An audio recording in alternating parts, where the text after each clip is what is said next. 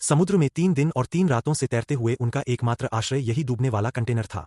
उसने यूं ही बच्चे का डायपर समुद्र में फेंक दिया और थोड़ी ही देर में कुछ मछलियां उसके आसपास इकट्ठा हो गई। तब उसने जल्दी से एक साधारण सा मछली पकड़ने का औजार बनाया, लेकिन मछली पकड़ना उतना आसान नहीं था जितना उसने सोचा था। जब वह पूरी तरह निराश हो चुकी थी, तभी अचानक उसने आसमान में एक यात्री विमान देखा। वह उत्साहित होकर कंटेनर के अंदर दौड़ी और एक कांच का टुकड़ा उठाया, लेकिन लौटते समय उसका पैर बुरी तरह कट गया। दर्द की परवाह किए बिना वह खड़ी हुई और जोर जोर से मदद मांगने लगी, पर दूरी इतनी थी कि विमान वाले उसे देख ही नहीं पाए। घाव में संक्रमण न हो, इसलिए उसने शराब से घाव को साफ किया। फिर ईयरफोन की तार से उसने घाव को सील दिया। तेज दर्द से वह लगभग बेहोश ही हो गई थी। मछली पकड़कर शरीर को पोषण देने के लिए उसने ईयरफोन की तार से एक छोटा सा जाल बुना। जाल समुद्र में डालकर उसने फिर एक डायपर को चारे के रूप में छोड़ा और मछलियों का शांत होकर इंतजार किया। कुछ मिनटों के बाद आखिरकार एक मछली जाल में फंस गई और वह पहली बार भरपेट भोजन कर सकी। दिन बीतते गए, उसने काफी खाद्य सामग्री इकट्ठी कर ली थी। खतरे से जल्द निकलने के लिए उसने सैकड़ों मदद की चिट्ठियां लिखीं, उन्हें प्लास्टिक के डिब्बों में डाला और एक एक करके समुद्र में प्रवाहित किया। उम्मीद थी कि कोई उन्हें ढूंढ लेगा।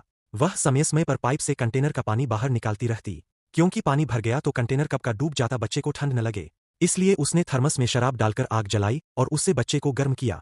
मोबाइल की स्क्रीन टूट गई थी जिसे अनलॉक नहीं किया जा सकता था, इसलिए वह सिर्फ पति के फोन का इंतजार कर सकती थी। लेकिन उस रात पति की ओर से भयावह खबर आई, उसे गोली लग गई थी और वह मृत्यु के कगार पर था और शायद उसे बचाने आ भी न सके। वह रोते हुए पत्नी को मजबूत बने रहने को कहता रहा। औरत का दिल टूट गया, लेकिन उसने शिकायत नहीं की, बल्कि उसे बताया कि बच्चा सुरक्षित जन्म ले चुका है। उसने पति से कहा कि वह बच्चे से कुछ प्यारी बातें कह दे। पति ने बच्चे का नाम नोनो रखा। इसके बाद फोन की बैटरी खत्म हो गई और दोनों हमेशा के लिए संपर्क से बाहर हो गए। कुछ दिनों बाद पानी की मात्रा सबसे खतरनाक स्तर तक पहुंच गई और उसे सबसे बुरे हालात के लिए तैयार होना पड़ा। उसने लकड़ी और प्लास्टिक के डिब्बों से एक छोटा बेड़ा बनाया ताकि कंटेनर डूब भी जाए तो भी वे कुछ देर तक समुद्र में तैर सके। उसी समय एक समुद्री चिड़िया सीगल दिखाई दी, जो उसके लिए उम्मीद की किरण थी, क्योंकि जहां सीगल होती है वहां जमीन कभी बहुत दूर नहीं होती। लेकिन रात में मुसीबत फिर आ गई। दरार बंद करने वाली सील अचानक निकल गई और पानी तेजी से अंदर आने लगा। वह अपना राशन बचाने गई, पर उसका पैर एक रस्सी में उलझ गया। वह मजबूर होकर पानी के भीतर गई और बड़ी मुश्किल से रस्सी काटी। बहुत कोशिश के बाद वह बच तो गई, लेकिन ऊपर आने पर उसने देखा बच्चा किसी दिशा में बह चुका था। वह घबराकर जोर जोर से चिल्लाई, जिससे एक विशाल व्हेल उसके पास आ गई। व्हेल ने बच्चे पर पानी फेंका। बच्चा डरकर रो पड़ा और उसी आवाज से वह बच्चे को ढूंढ पाई। वह तेजी से तैरकर उसके पास पहुंची